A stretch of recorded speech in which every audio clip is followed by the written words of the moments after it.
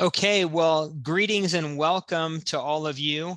My name is Mike Studer, and I want to introduce today's course and introduce my fellow speaker and invite all of you for your interactive participation today. You are ready for dual task gamification, where we're going to be delivering optimized brain and body health.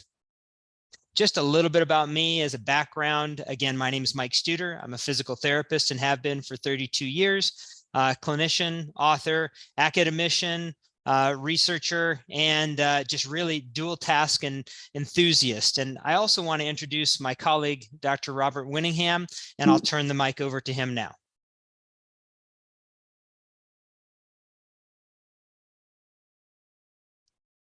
You're on mute, Rob. Thank you, Yeah. Mike. It's a pleasure being here with all of you today, talking about dual tasking.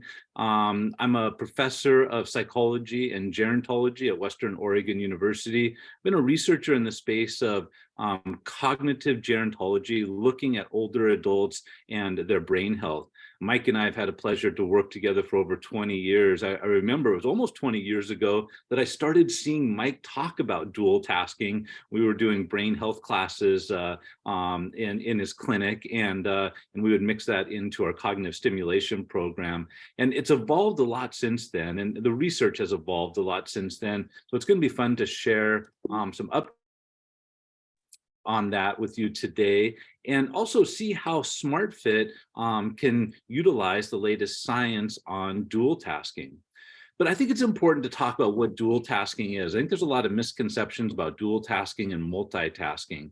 Dual tasking is generally doing both a motor and a cognitive task simultaneously, whereas multitasking is generally attempting to engage in two cognitive tasks at the same time, which I'll tell you really isn't possible. You know, you can pay attention to one thing or the other. You can't pay attention to both. And the research on multitasking is interesting. It shows significant deficits in performance when people try to do two things at once. Because what happens is really they're task switching. They're switching between one cognitive task and the other. And there's a decent body of research on that. It does show that people can improve their multitasking. They can have quicker reaction times. They can decrease the number of errors, but still there is a decrement in performance. So multitasking is bad, I always tell people, and I don't think it's something people should actually be incredibly proud of, because people could argue with me about this, but if people are consistently multitasking, it shows a lack of discipline. In my opinion, you really want to focus on one thing, get it done, do it well, and then focus on another thing. I understand in some situations you have to do that, but it's going to come at a cost. And you start looking at dual tasking, it's everywhere in the world. You know, if we're walking and participating in a conversation, or knitting while chatting. You know, in these examples, the walking is the physical, and then the talking, the conversation, the chatting, that's the cognitive, obviously. And so you can think of a lot of examples of this. And then, you know, the complexity of the task is going to matter. The challenge of particularly the cognitive task is going to matter. Other psychological variables, fear that comes in will matter. I think that's something that Mike might talk about just a little bit later. So dual tasking is everywhere. We can simulate it in the clinic, and then people are much safer in the real world. Now, the benefits of dual tasking are many.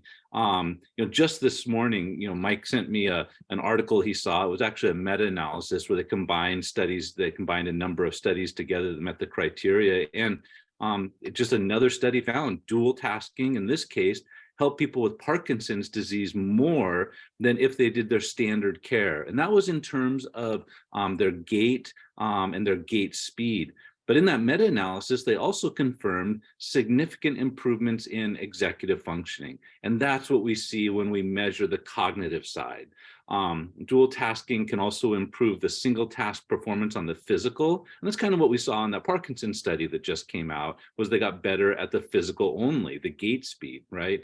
But dual tasking can also improve the cognitive side. And actually, other research has shown that dual tasking can improve cognitive side, mostly the executive functioning, more than your typical cognitive stimulation program. Now, it all matters kind of what you put into this and the intensity and the dose, but that is really interesting to note. This could even be better. And dual tasking may also improve tolerance and our ability to prioritize tasks. We often, when we're in a dual tasking situation or even a multitasking situation, we need to be aware that this is happening and we need to prioritize which ones we want to do. And when I think about older adults and walking and dual tasking, a lot of that prioritization should be related to their own safety and an increased awareness of their safety in a dual task environment is absolutely critical. So I do want to just talk a little bit about executive functioning, because if you get into this literature on the cognitive side, as I mentioned, that is where we see improvements. And executive functioning, it's largely in the frontal lobe, the prefrontal cortices. It includes attention and all the different types of attention: sustained attention, selective attention, divided attention. It also has cognitive inhibition. And it's interesting, in this literature, you sometimes will see improvements in mood, because if you can improve executive functioning and people are better able to inhibit, they can often inhibit kind of sad thoughts, depressing thoughts. So that's a finding that often pops up because of inhibition. But there's also another type of inhibition. One is controlling our thoughts. The other is controlling our behavior. This is not a good time to be doing this. I need to not do this. I need to inhibit that behavior. Problem solving, reasoning, planning, and then working memory. What we're holding on in our minds at any given moment is kind of all a part of executive functioning. And the important part about this, if we can improve executive functioning, then that is likely to generalize or transfer to things that have never been trained. And you kind of get into this space a little bit, particularly on the cognitive side, and you say, well, what good does these brain exercise do? Do they just help you get better at the game? Well, the answer is no. If we improve executive functioning generally, then that transfers to real world settings. And so I'll go through this short. We could talk for hours about this. Literally thousands of studies in this space showing the effects of physical exercise on executive functioning, but the effects are really significant. First, we found aerobic training helps executive functioning. Then we found strength training, resistance training, and that's actually turns out to be really powerful effect for people that have mild cognitive impairment. Even once or twice a week resistance training has been shown to improve people who have mild cognitive impairment, kind of in the same level of effect that we'd expect from a pharmaceutical like Aricept. Yoga has been shown to improve executive functioning, as has Tai Chi, as has HIIT training. But dual tasking has some of the greatest promise for the largest effects. And, there's a lot of research in this space. We're to the point now we're doing meta-analyses, combining dozens of studies into one study. But in general, we're finding that dual tasking improves cognition greater than no intervention. Dual tasking improved cognition better than exercise alone, as we were just discussing in the previous slide. Dual tasking improves cognition more in older adults. And this is something we see in the literature. We see a lot of these interventions, be it cognitive stimulation, physical exercise, the effects are larger in older adults. And we could, debate why that is, but a simple answer is they actually might have more room to improve. If a middle-aged adult's functioning at a pretty high level, it might be hard to measure an improvement. But if there is a little bit of impairment, then we can measure a larger improvement. Dual tasking effects also appear to last longer than single task effects. That's another thing that we need to think about when we get into this, into these ideas in this literature. Yeah, this effect can last for 8 weeks, 12 weeks, the length of a study, right? But we want to know that these effects will last beyond that. Ideally, people will continue to engage that, but as we know, many people will stop doing that, particularly if their therapy is done. So it's important that these effects last for a while. So we see these effects, we can measure them with executive functioning, we can measure them with the physical activity, the gait speed, other measures of physical activity, but the effects are so robust, we can actually see them in the brain, quite literally. So after a 12-week program of dual tasking, we see improvements in executive functioning, but we look at those same participants and we look at their prefrontal cortices and we see improvements in that functioning, more efficient functioning. So we're seeing it actually is changing the brain.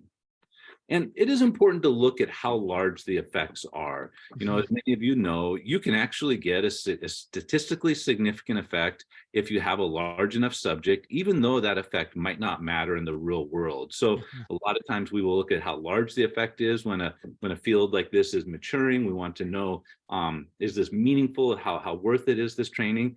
And the good news is the cognitive ability improvements in these studies were moderate improvements. The ability to do activities of daily living were large improvements. That's huge because the activities of daily living, the ability to do those determines independence. If you can do your ADLs, then you might be able to live in your home. If you can't do your ADLs, you're going to need to bring in help or go to an assisted living community. So in terms of quality of life, that's huge. And there's one of those mood effects. And that might be through better executive functioning and better inhibition. So I'm going to hand this over to Mike now, talk a little more about dual task and kind of take in from the perspective that he has by doing this in the clinic with his patients. Perfect. Well, thank you, Dr. Winningham. Always a pleasure to speak with and learn from you. Every time I learn something new. We're ready to transition into this consideration that a stimulus of dual task is very critical as we age so that we don't lose the capacity to dual task. And that is relevant in several different layers, some of which Dr. Winningham already talked about and I'll elaborate on.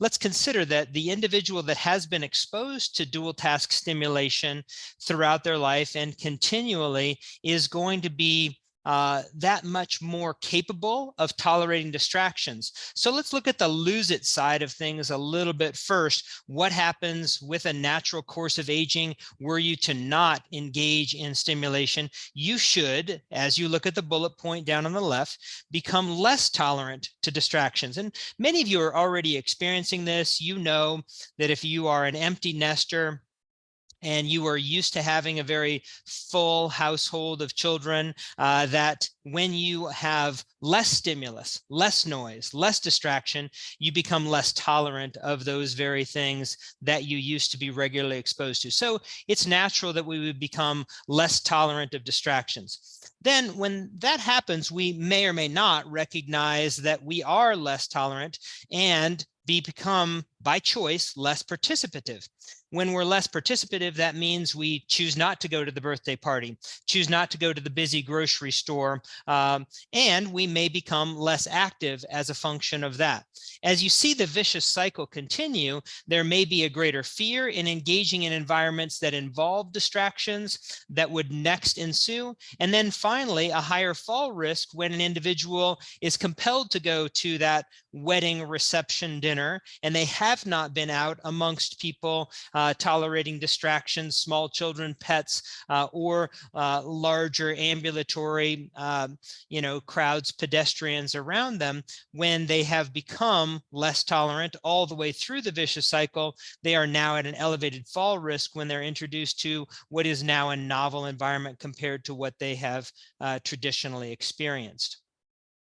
So we're ready to then consider a combination of dual tasking and a quite engaging principle of behavioral economics known as gamification. And contrary to the figure that you have here, we're not going to be talking about Clue or Candyland or Monopoly, etc. Let's delve into gamification and understand it a little bit better over the course of the next few slides. When we gamify, we give people the opportunity to be able to engage more deeply, depending on the type of personality that they bring to the relationship.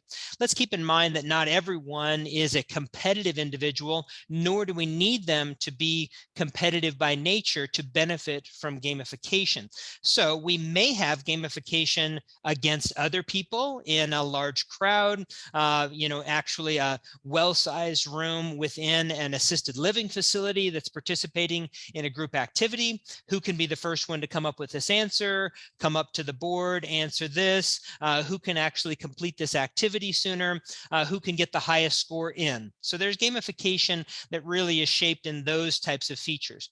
Additionally, if you're a little bit more inhibited in competing with others in a group, you can also compete against your own high scores. Some of the videos that we're going to demonstrate today give that singular opportunity to be able to participate, and therefore, you see as the next box here, you may engage in a more higher intensity or a richer experience so that the repetitions, the minutes, and the time that you spend in a group exercise activity in a therapy environment can have a greater degree of intensity, which we all know based on literature will have a greater effect on neuroplasticity as well as the mitigation of degenerative diseases. Now, consistent with what Dr. Winningham has talked about, certainly dual tasking will be a stimulant for greater attention. And let's keep in mind that gamification just redoubles that effect so that an individual is concentrating so that they are trying to get their best score across a group or their best score across their own individual performance. Let's also be mindful that there's a bidirectional accountability that occurs within the gamification principle here, wherein the therapist is held accountable that their interventions are actually creating a measurable and objective difference for the individual, and the individual's participation, consistency, home exercise programming, group exercise, frequency of attendance, they're also held accountable so that the improvements that they make are likely tied to the degree of frequency and degree of intensity in which they have participated. So there's some bidirectional accountability that happens there. And the nice thing is that, as we'll share with you today, when we are using an unbiased third-party arbitrator, such as a SMARTfit tool, to be able to report your scores, it's not the therapist's opinion. That is actually that much more trustworthy for the patient to be able to look at the score and know that the score is truly a representation of their performance rather than a subjective opinion of a therapist that might be pandering toward them potentially. As you move toward the bottom of the slide, you'll see that there is a rich amount of literature that's really helping us to understand the benefits of play.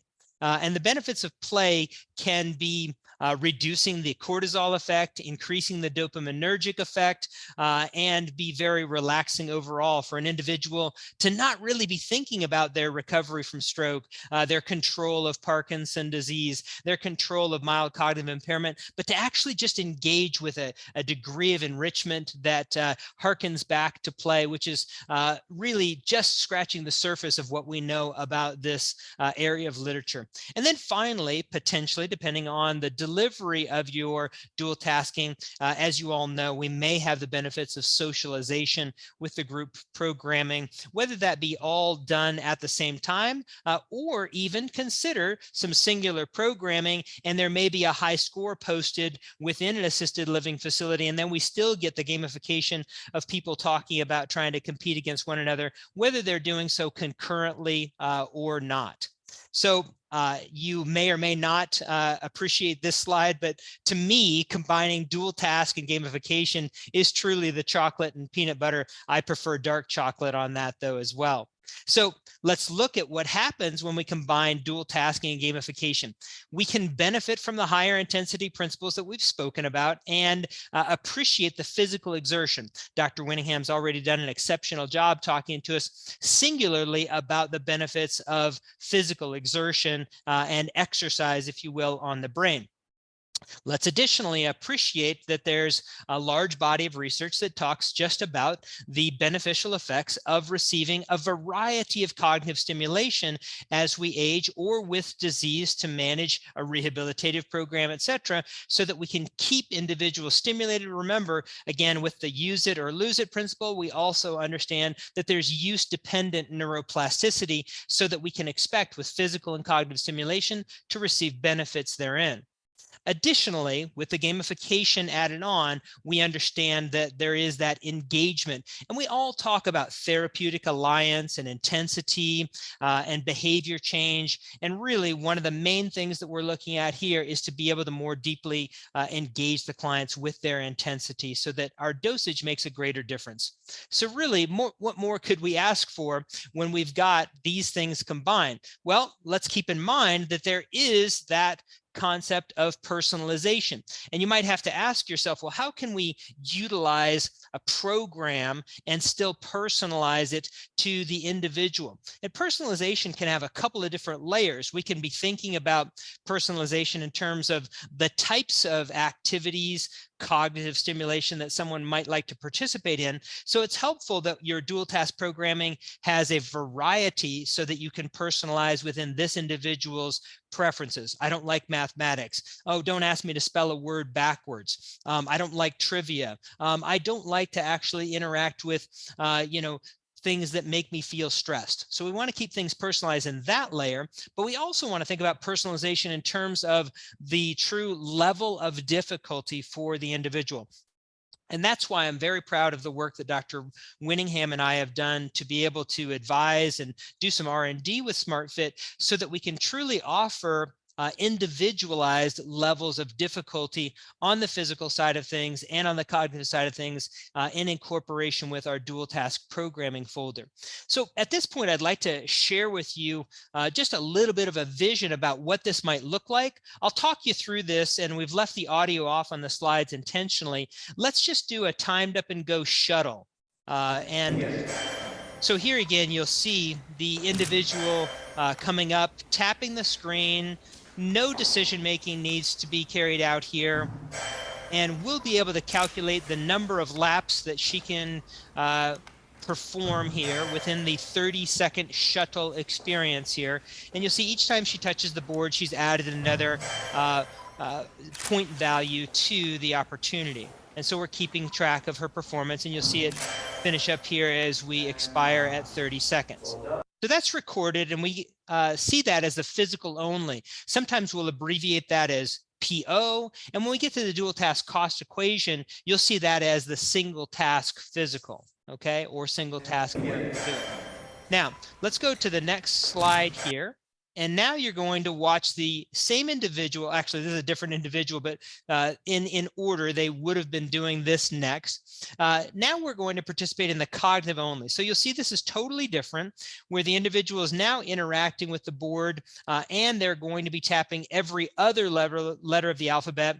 Again, this is going to be consistent with what Dr. Winningham talked about earlier, some response inhibition. You normally would want to go to A, B, C, D, E. So you're inhibiting that temptation response, and you're causing yourself to skip a letter as you go. Again, so that we've got some methodology here, you'll see that this is a 30-second experience. And we're also keeping some gamification in play here. You'll see her score goes up with each time she correctly taps the board. So let's say we've calculated that as well as a single task cognitive only. All right. Now, let's combine the two. Here comes peanut butter and chocolate together.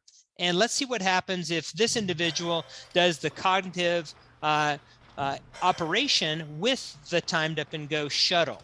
Again, 30-second experience. You'll see the countdown. Now she has to be thinking to herself, what letter do I look for next? And you'll notice that the letters are randomized each time. She's found an E, we skip an F, we're gonna go find the G. You're looking for it now, she's decision making, it's there. Right now she's thinking, skip the H, look for the I. Boom, she knows where it is. And so she's truly dual tasking here now. And she's, as you saw there, really propelling herself to get there before the time would expire, which isn't necessarily available if we don't have this feature of gamification and the timer going on as we go. So now let's go into that natural next step. Let's consider how we're going to use this information so that we can clinically benefit from that experience and from what the machine can capture.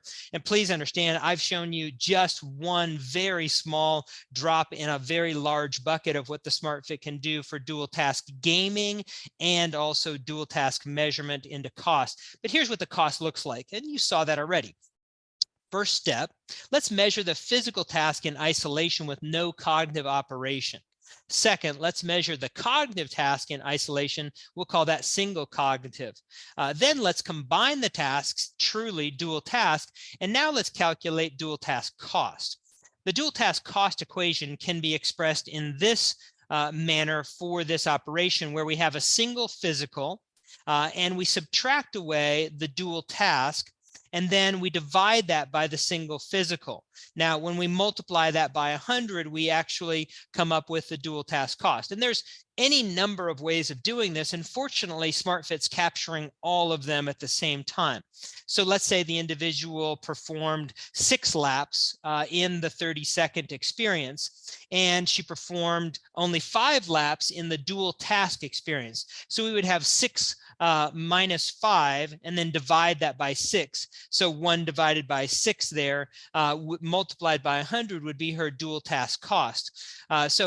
Obviously, you'd be looking at something in the neighborhood of, let's call that 17%.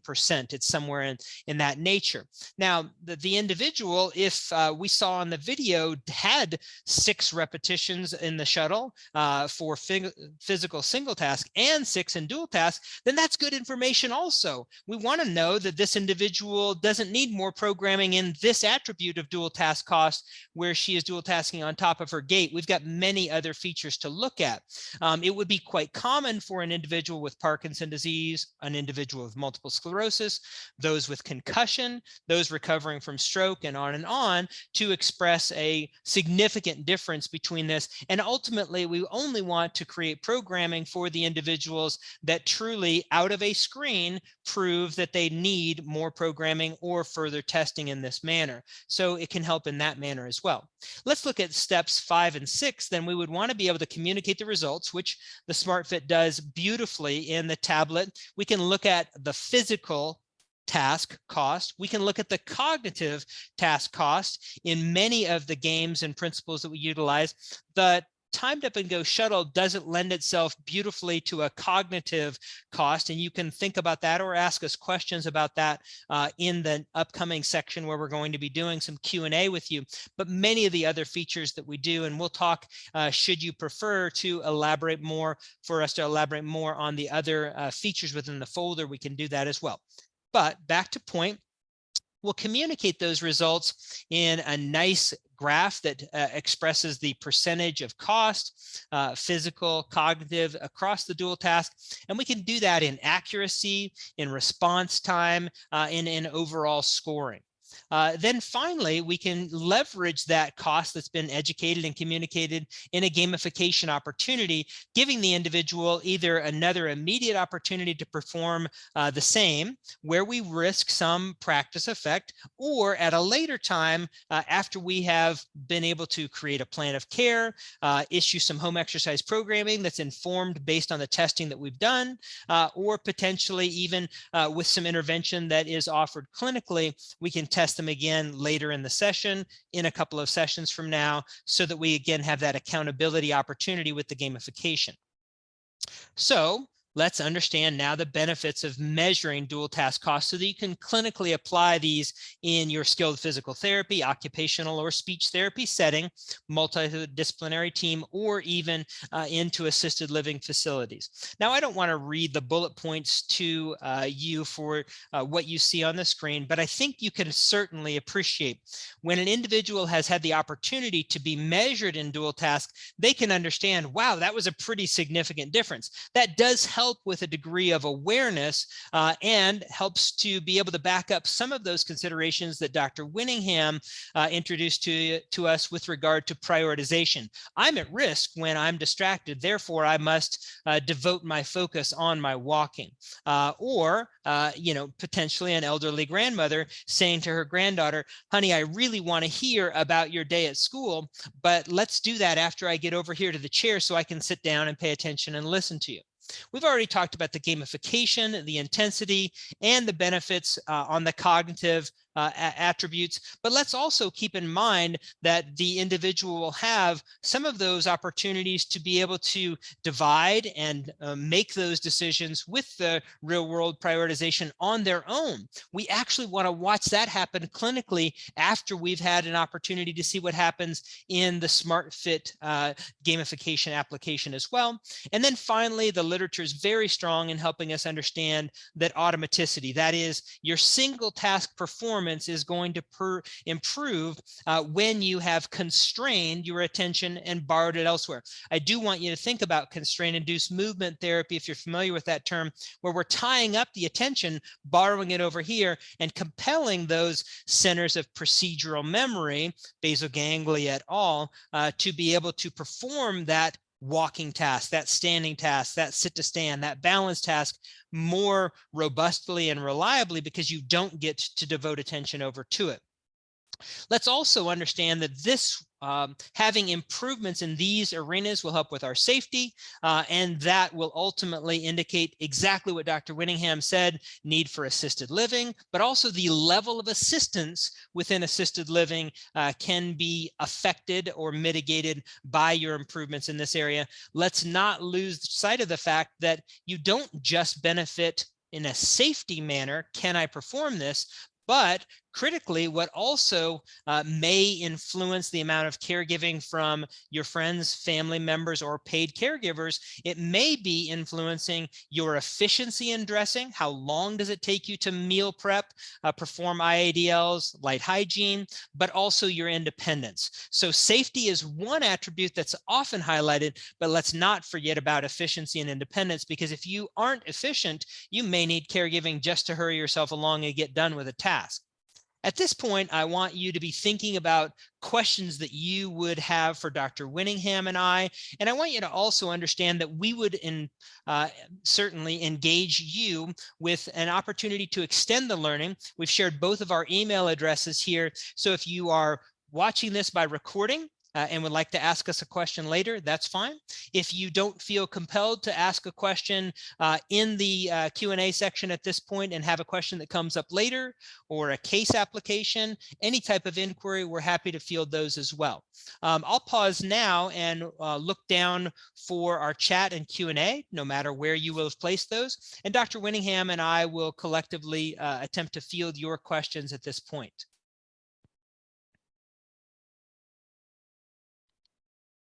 And it looks like we have a question in. Mike, you might be able to do a better job on this.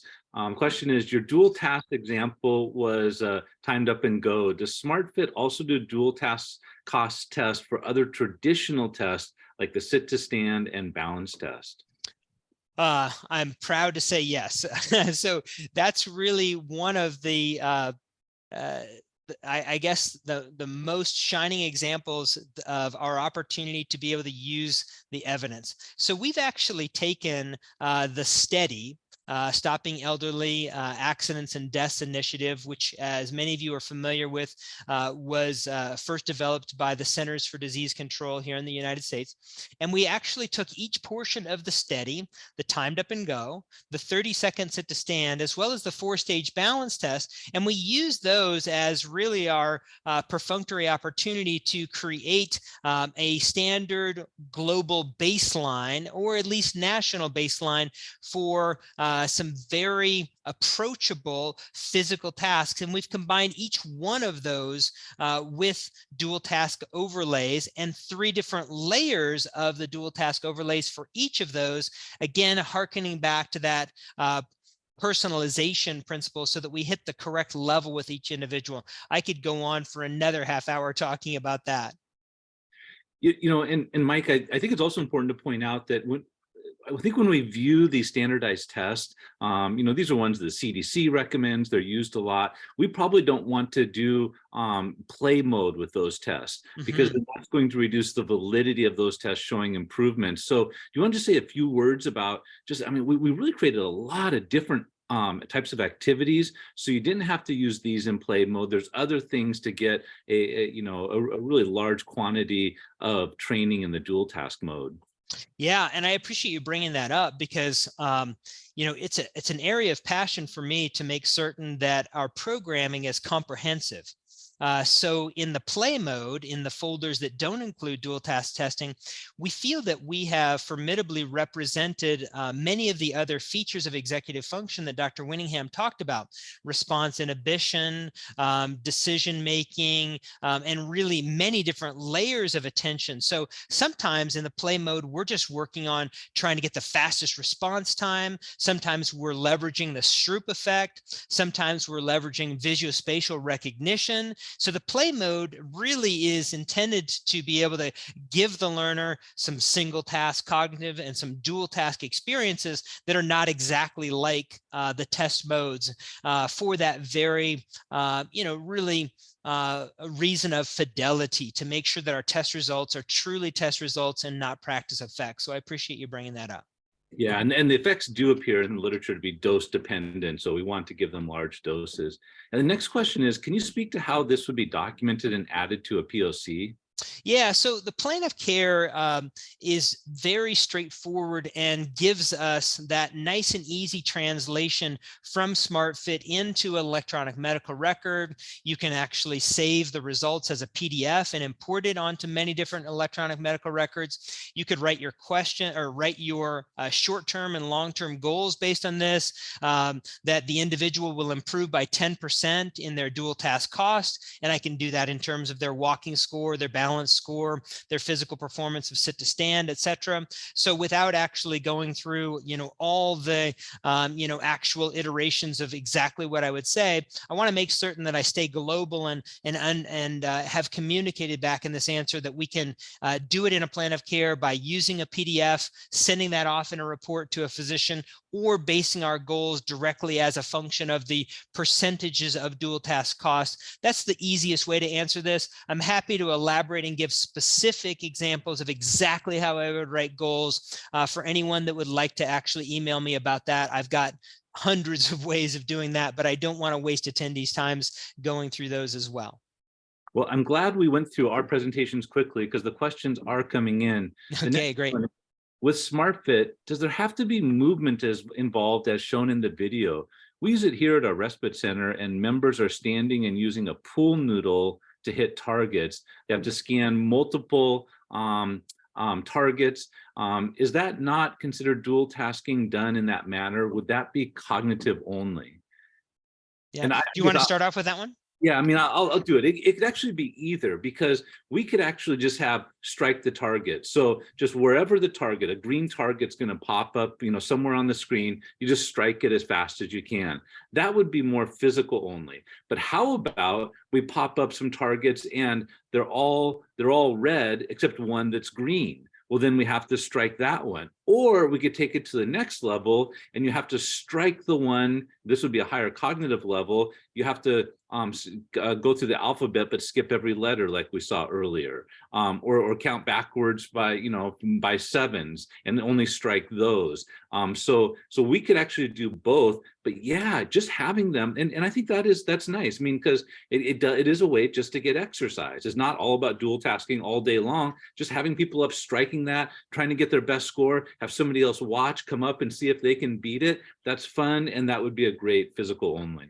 Yeah, and I'll just do a very small addition or addendum to that answer and say, keep in mind that you can increase the sitting balance level of difficulty for the individual and compel a little bit more of a physical participation just by sliding in a compliant surface, a Dynadisc as they're seated, or just have them in static standing. So to answer your question specifically, there does not have to be movement involved, but we can still have a physical challenge even when there's no movement involved. We have an entire folder of categories within play for really that lower level individual. And we did that for that purpose so that SMARTfit could truly represent and be usable for individuals across the physical continuum and across the cognitive continuum the same.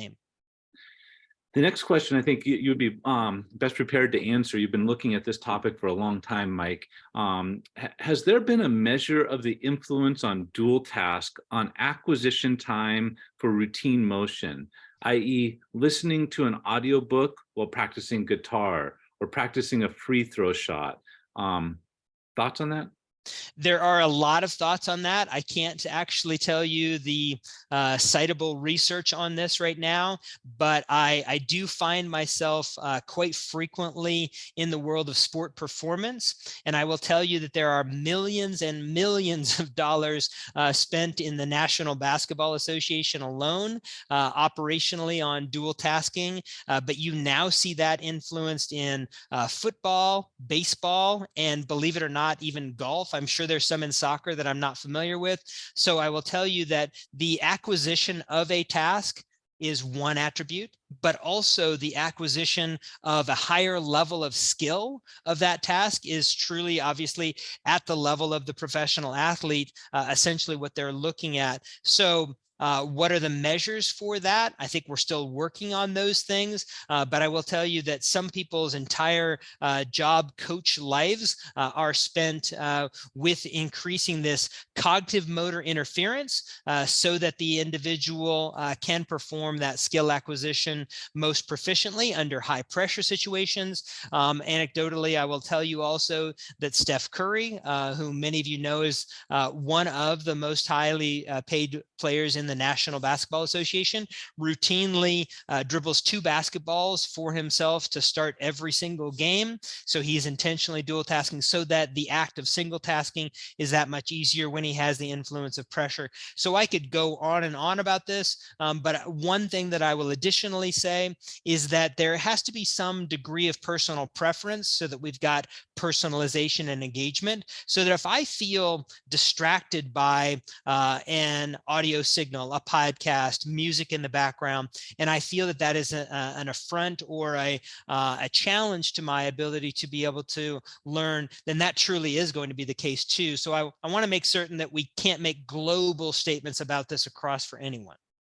So, Mike, wouldn't the literature also predict that if somebody, let's say post-stroke, was trying to learn how to use a quad cane, for example, and they had never done that before, they'd never really used a cane, or even worse, they'd been using a different type of assisted device, and you're trying to change that. If that person is learning, imagine they're in the clinic, and if they're doing some dual tasking while practicing the use of that new assistive device, doesn't the literature show they would actually automatize the use of the assisted device quicker than if they had done that physical only?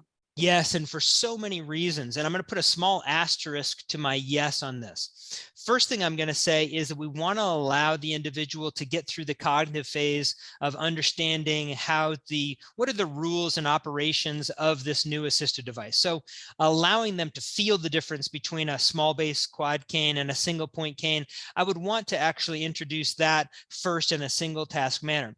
Once the individual's had a very brief period of time, which we often inflate as too long of a time clinically to be able to feel that new assisted device, then as a matter of fact, it's better to cause them to externalize their focus. This is work from Gabrielle Wolf, Rebecca Luthwaite, the optimal theory of motor learning, and many others that support the notion and the now proven theory that when we internalize our thoughts, have excessive focus on that new assisted device, the sequencing of my feet with the assisted device, we actually are creating ourselves greater dependency on that layer of attention and level of attention, and we want to quickly externalize it.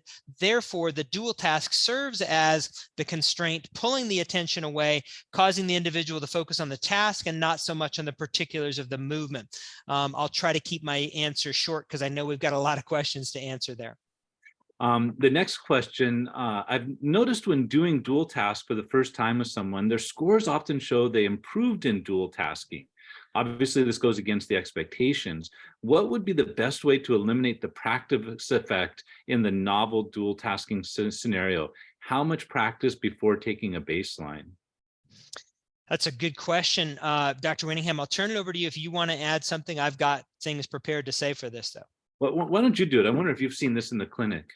Yeah, absolutely. And I think what we like to do is we like to give an opportunity for the individual to be able to test on that first time off so that we can get that first baseline score for them.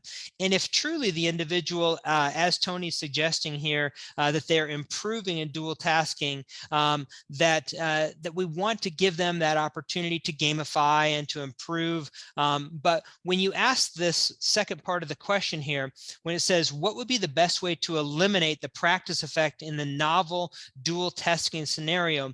What I want you to understand here is that what may be missing is exactly what we've tried to create within SMARTfit is the appropriate level. And that is to say that when we can individualize the level by having the person test and determine what level of cognitive difficulty we want to introduce them to, we can a lot of times eliminate the very difficulty that you're having there, because we may have lowered the level of cognitive difficulty. So therefore, it's actually not creating a dual task cost for the individual, and therefore there's no stimulus, and you're not seeing the type of effect that you were predicting you were going to have. So that when we level the individual and we choose to do level 3, skip letters in the alphabet, now we're not all the way going back to, level 2 where it's consecutive letters in the alphabet. We see what's too easy for this individual, then we introduce the appropriate level, then we combine that in dual tasking. And in a very succinct answer, Tony, I think that's the best way to eliminate this inflated first experience when it should be novel, should be difficult, is that we hit them with the right level at the right time. Excellent points. Can SMARTfit and the dual task cost test be used for assisted individuals in wheelchairs or using walkers as well as independent individuals? And I'll get started on that. The SMARTfit platform moves up and down. And so when we seat somebody in front of it, we can move it down. And there's a lot that can still be done, especially on the cognitive side, the left-right side. So there still is quite a bit. I don't know if you'd have anything to add to that, Mike. Yeah, there's so many ways to go with this. The answer is an absolute yes. We can utilize this for assisted living individuals, persons with physical impairment. Let's keep in mind that persons requiring that physical assistance are automatically going to have, someone standing there next to them. So let's keep in mind that we need to give ourselves a little bit of space and latitude for, challenging just even their static balance. So having a walker in front of you standing and hitting the different levels, but keep in mind SMARTfit can eliminate the number of available windows so that we can bring it all down to seating, as Dr. Winningham suggests. Only do the lower level, the bottom row, or just do a middle row, or just do a right-hand column. We can adapt to neglect. We can force individuals with neglect to only find the answers over to their left. We can do operations that are done in wheelchairs. Remember, we can get creative with this, where the timed up and go shuttle doesn't have to be a timed up and go walking. We could do that with the same pathway or a shorter pathway utilizing a wheelchair. If you're physically able to propel a wheelchair, but you are not able to ambulate, we can do the sitting balance challenge with cushions or Dynadiscs or the like underneath you while you're seated. And there's many different ways to go with that. We can have you seated and tapping the board with your feet and just hit a lower level with your feet, maybe the upper level or middle level with your arms. There's so many different ways to go with this. I could spin a wheelchair around myself, or someone could spin it around on me and then have to reorient to the board and find the next correct answer. I could go on about that. That's great. Do I have to be a therapist to use the product? I think Mike might have more to say, but the nice thing about SMARTfit, we focused a lot on older adults and kind of in the PT realm, the therapy realm, but athletes are using this and have been for a long time. Children can use this. That can be used in a developmental setting without a physical therapist. Many of these SMARTfit boards are actually in YMCAs, and we're looking at doing that in in Salem that's close to Mike and myself. We've even had conversations with the U.S. military about using it with the soldiers and tactical warriors. So a lot of different areas, a lot of different settings can use this. And I don't think we need to have a therapist. Mike, would you add anything to that? I would actually just leave that answer as sufficient and pat. I don't need to add anything. Thank you. Next, if the sessions with the therapist are finished and the assisted living facility I live in has a SMARTfit in-house, can the therapist set up homework for us? In other words, does the use of SMARTfit only happen with a trained therapist, or could it be set up with a QR code so I can easily connect with a personalized program? Yeah, and Kelly, that's a very intelligent question, and I think you are a great person to even potentially even unmute and talk about how you're utilizing SmartFit right now. You are exactly right. You can offer home exercise programming as a function of this, allow the user to be able to independently interact with the SmartFit. I'll tell you that the catalog is so massive that just for individuals that are in assisted living that even require assistance, that the folder has over 900 activities, including and then on top of that, the dual task folder. So on a non-skilled basis, on a independent basis for individuals that are looking at maintenance, individuals that are looking at active aging with health and wellness, the opportunities are endless here. And I don't know if we have the opportunity. I'll ask the SmartFit moderators if we have the opportunity, and Kelly, if you would like the opportunity to unmute, maybe later on in our question and answer, we'd have the opportunity to do that, because I know you're exceptionally skilled and with a great deal of experience in this as well. I'm seeing Kelly's name now, if she wants to speak. Thank you, gentlemen. And I have been working with the SmartFit for the last 2 years. We're working on getting one up going in the YMCA here in Southwest Florida. And I'm talking with a gym at a gated community earlier today about setting it up so that they could use it for proactive aging, for preventative. Yeah. And that's what made me think of on the days that they're not working with their physical therapist, could they in fact be able to log into the system on an off hour so that they could do some of the prescribed activities that are set up in their folder. And I've had the pleasure of working with you guys. I am a brain health gerontologist, and I've learned so much from the SmartFit team. I just wanted to thank you guys for putting the presentation on.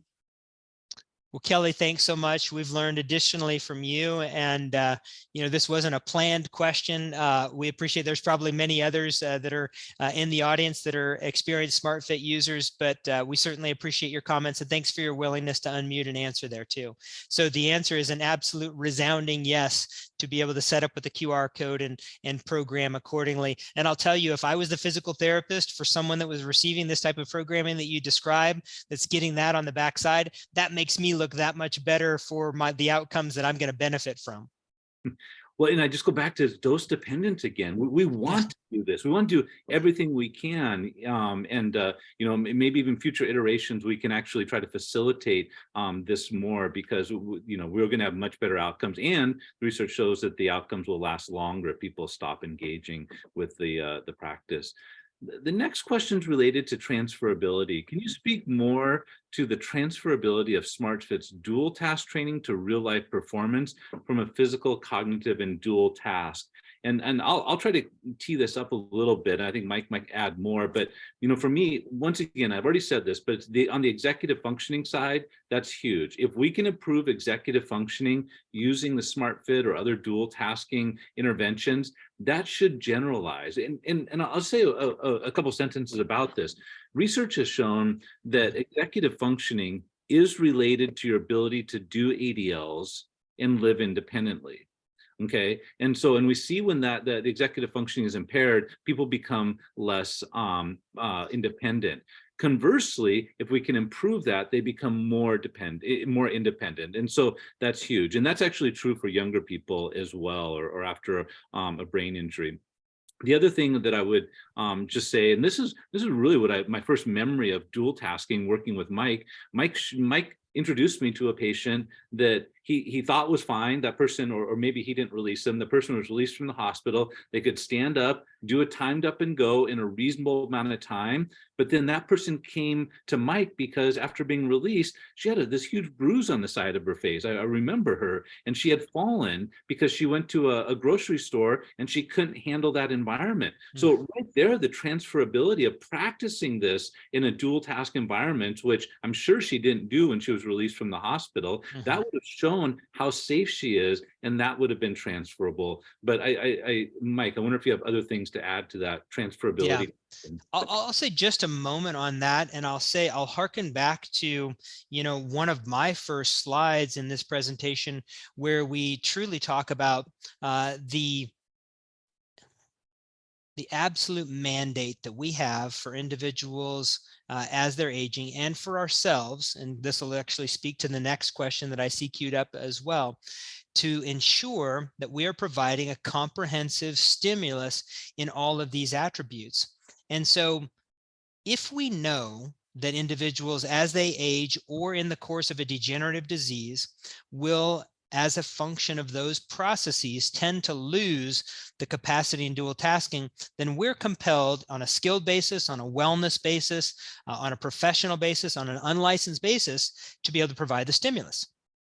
What is the evidence for the stimulus right now? Well, the evidence is very clear that we need to provide the stimulus, and then when the stimulus is provided in a dual task manner, it's beneficial. So where do you get that programming? How do you create that programming? Imagine the massive burden that has on a therapist to say, okay, I know this stuff works, and I know that it's going to work and it's going to transfer. How do I create the type of programming? And that's what SMARTfit does, is creates the programming. And I think I won't attempt to add on to Dr. Winningham's answer that the research clearly shows the transferability, but I just wanted to tag on and say, hey, we can alleviate the burden of the programming and the decision-making by giving you the programming at a leveled and personalized manner then as well. That's where I'll kind of turn it into the next question. If you don't mind, I'll read this one. Greg Blanchard, attendee, says, how about someone who doesn't have mild cognitive impairment, dementia, or is recovering? How can this individual benefit? Can SMARTfit be used for preventative? And that's clearly been the case as well. So we've already spoken to the attributes and the utilization, which I can't talk in details about. U.S. military, professional sports. We've talked about those. Those are definitely preventative, but those are also skill-based, which harkens back to a question that we had earlier. But also the active aging community, which is massive out there, because we all know, the United States has the baby boomers, right in this window where we're all queued up to see that this is the largest collection of individuals that we have in our population. So the answer is yes, and an emphatic yes, that we need to be utilizing this on a preventative basis. Again, let's go back to the slide of the use it or lose it. So I'll stop with that, because the evidence there has been very clear to be able to demonstrate that capacity to slow that natural aging or natural degenerative process, either one of those two. I would just add to that, there's, one of our main kind of theories that drives a lot of this work is the cognitive reserve theory. And that's the idea, the more cognitive reserve you have, so the better your executive functioning is, actually all throughout your life. You can actually see these effects looking at young adult scores, and then older adult, when possible, middle adulthood, older adulthood. The more executive functioning ability we have, the more we can lose without having a problem. So, it's a little bit like rehabilitation, if you will. But if we can improve executive functioning, then even if somebody, well, actually, let's say they're going to go in for hip surgery, and delirium is, is possible after that, it could actually have a prehabilitative effect. There's actually a body of literature that shows that has been effective with chemotherapy and what people call chemo brain. Do the executive functioning in advance, learn how to do some of those exercises, and then do it while they're receiving it. They don't have the same cognitive effect. So it's another way to look at that.